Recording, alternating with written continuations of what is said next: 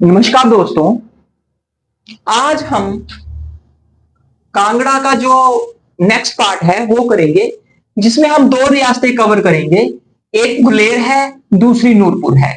इससे पहले वाली जो वीडियो है कांगड़ा भाग 1 कांगड़ा 2, उसमें हमने कांगड़ा का जियोग्राफी और कांगड़ा का इतिहास, कांगड़ा में मुगल और दूसरे जो आक्रमणकारी आए उनके बारे में पढ़ा।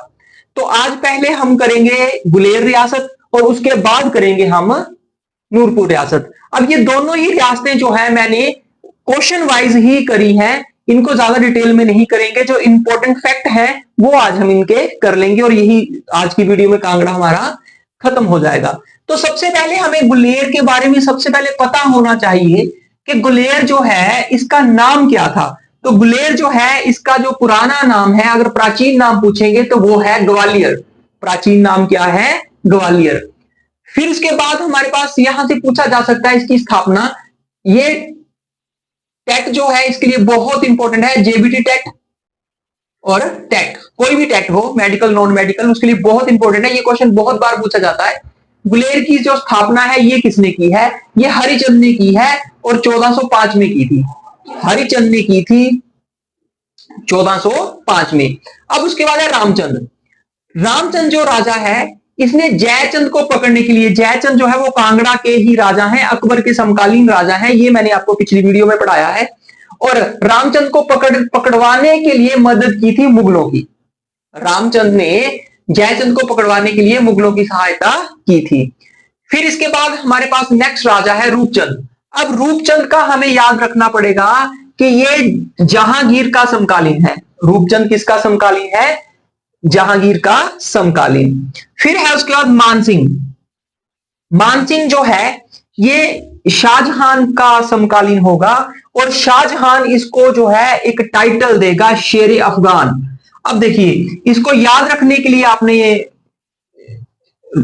याद रखना है कि जिसको शेर बोला जाएगा या शेर अफगान बोला जाएगा उसका मान बढ़ेगा। तो वो कौन है? मानसिंह। अगर हमसे पूछे कि मानसिंह जो है उसको शेर अफगान की उपाधि किसने दी थी? शाहजहां ने।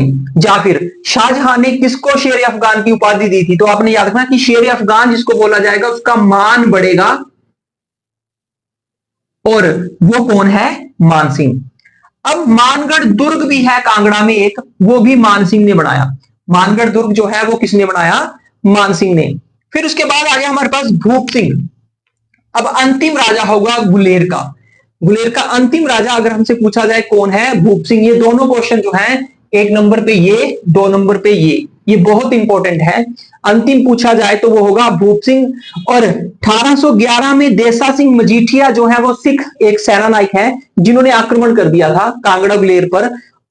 फिर उसके बाद 1846 गुलेर अंग्रेजों के अधीन आ गया। गुलेर जो है वो किनके अधीन आ गया? अंग्रेजों के अधीन। तो ये है हमारे पास गुलेर रियासत। यहां से ये क्वेश्चन जो है ये इंपॉर्टेंट है, जो आपको पेपर में पूछे जा सकते हैं। अब इसके बाद है हमारे पास नूरपुर रियासत। कौन सी है? नूरपुर। अब देखिए, नूरपुर जो है इसका पुराना नाम था धमेरी। नूरपुर का पुराना जो नाम था धमेरी, जिसकी स्थापना की थी जेठपाल ने 1000 ईस्वी में। स्थापना इसकी जेठपाल ने की थी, 1000 ईस्वी में की। और इसकी राजधानी थी पठानकोट। राजधानी कहां थी? पठानकोट, जिसको पैठान नाम से भी जाना जाता था। किस नाम से जाना जाता था? पैठान। अब उसके बाद है हमारे पास यहां एक राजा है जसपाल। कौन राजा है? जसपाल। जसपाल जो है वो अलाउद्दीन खिलजी का समकालीन है। जसपाल किसका समकालीन है? अलाउद्दीन खिलजी का। फिर उसके बाद भीमपाल। भीमपाल जो है सिकंदर लोदी का समकालीन है। किसका है? सिकंदर लोदी। अब सिकंदर लोदी के बारे में हमें ये पता है, हमने मंडी डिस्ट्रिक्ट में पढ़ा है कि सिकंदर लोदी जो है उसके नाम पे एक धार है, पर्वत है सिकंदर धार। वो इसलिए नाम, जब वो भीमपाल के समय में कांगड़ा पर आक्रमण करने आया, नूरपुर पर आक्रमण करने आया, या फिर कांगड़ा पर नूरपुर दोनों ही आ जाएंगे बीच में, तो वो जिस धार को पार करके आया था उस धार का नाम रख दिया गया सिकंदर धार। तो अगर पूछेंगे कि जब सिकंदर लोदी ने कांगड़ा पर आक्रमण किया तो नूरपुर का राजा कौन था? वो था भीमपाल। वो भीमपाल था।